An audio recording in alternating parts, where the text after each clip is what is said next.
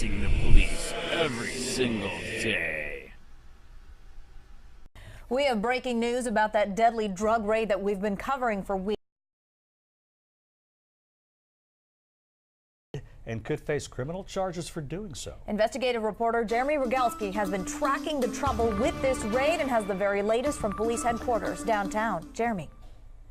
Well, Reka and Ron, from the very beginning, that veteran narcotics officer claimed it was in fact a drug house full of heroin that they raided, but no heroin was ever found. And now from these court documents, we know why. Well, first of all, when you lie on an affidavit, that's not sloppy. That's a crime. A bombshell of an admission from Houston Police Chief Art Acevedo today that the case agent who led the drug raid at the Southeast Houston home last month is now under a criminal investigation. There's a difference between lying about who did the buy and not doing a buy at all. The case agent originally claimed an informant bought heroin from the home and observed large quantities of the drug inside, but new court documents indicate that never happened. Houston police interviewed all of the officers' confidential informants and all denied making a buy from the home. If these allegations are true, it is certainly concerning and disturbing, but I would certainly want the public to know that this does not reflect the hard work of the brave men and women of the Houston Police Department. Without a valid search warrant, police may not have had the legal authority to enter the home in the first place.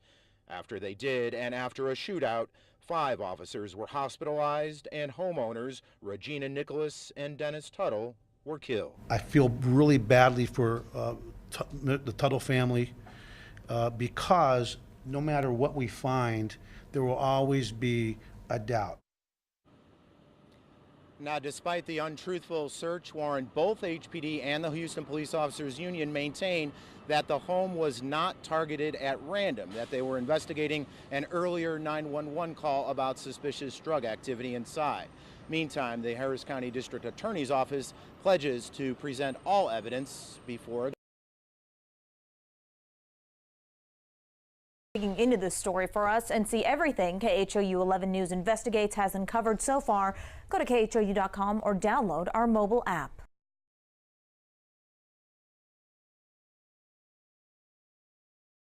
You lie, you die. Cops admit to lying about raid that left innocent couple murdered. There was never a drug buy at the couple's home, no informant ever claimed to see heroin, and the entire raid was based on police lies. By Matt Agarist, February 16, 2019. Houston, Texas. A botched drug raid last month shook the nation as a couple was killed by police in their own home and 4 officers shot. Now, after controversy and rumors have swarmed the case, the Houston Police Department has admitted that the entire raid was based on the lies of one of their own. As TFTP reported last week, one of the officers involved in the raid was suspended and the department refused to elaborate as to why. Now we know. This criminal cop lied on the sworn affidavit that led to a raid in which 2 innocent people were murdered by Houston police officers. That's totally unacceptable. I've told my police department that if you lie, you die, Houston Police Chief Art Acevedo said Friday. When you lie on an affidavit, that's not sloppy police work, that's a crime. As Co reports, the case agent obtained a search warrant to conduct the no-knock raid on January 28 after he swore a confidential informant bought heroin at the home the night before. He said the informant told him he saw a 9mm handgun and a large amount of heroin in the house. Turns out, there never was a drug buy at the house or an informant who saw a large amount of heroin and weapons. When detectives with HPD's Special Investigations Unit interviewed the veteran case agent at the hospital, they asked for the name of his informant. The officer wasn't able to talk, but he wrote down the name of an informant he said bought the heroin. Investigators then interviewed that informant, who told them he wasn't involved in a drug buy on Harding Street. He also said the case agent sometimes paid him for work he didn't do, according to the affidavit. Investigators interviewed the case agent again and said he wrote down a different informant's name. That informant said he worked with the case agent on a buy on January 25, but it was at a different house in the 3rd Ward, about 5 miles from Harding Street. Both informants named, along with all other informants the case agent had worked with in the past, were shown photos of Tuttle and Nicholas and their home. None recognized the couple or the home, according to investigators.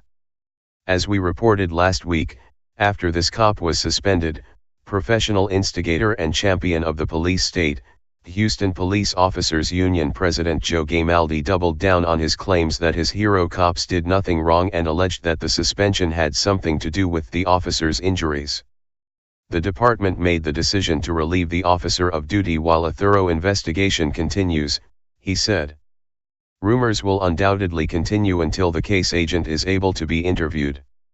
Unfortunately, his gunshot wound has resulted in him being incapacitated while surgeries continue. Any assumptions or conclusions made prior to the interview taking place are just assumptions. Now, this tyrant who called for silencing and going after those who push for police accountability is forced to eat his words. Naturally, he is still reluctant. If these allegations are true, it is certainly concerning and disturbing, said Gamaldi. But I want the public to know this does not reflect the hard work of the men and women of the Houston Police Department. Since this tragic incident unfolded last month, TFTP has been reporting that this raid was likely based on false information and that all of this would eventually be exposed. Sadly, we were right along with all of their neighbors, and now it appears that an innocent couple was murdered by police because they lied. The truth will all come out, neighbor Sarah Sanchez, 42, said last week. It's not going to bring them back, but it's going to clear their names and bring them justice. She was right. Now the question remains of whether or not this cop will be charged with the murder of these two innocent people who did nothing wrong but defend their home from armed invaders who kicked in their door and shot their dog. Will the other officers, who unquestioningly took the word of this criminal cop, be held accountable for their role in this murder? Or, will this single cop be used as a scapegoat, be written off as a bad apple, and the taxpayers foot the bill? From the start, this case reeked of corruption and cover-ups. The couple was smeared by police in the media, called dirtbags, and those who questioned the official story accused of waging a war on cops. Now that the department has admitted this couple was killed over their lies, will they issue an apology? Even if they do apologize, no amount of groveling and atoning will ever bring back the lives of Dennis and Rogena Tuttle. This is why the war on drugs needs to be brought to its knees, now. Spread the love. Hey Charlotte County, this is Charlotte County COPWATCH. I am using any video here under fair use if you have criticism, reporting, teaching, etc. And please donate. I do not make money from YouTube, and there are different ways to donate in the video links. Thanks.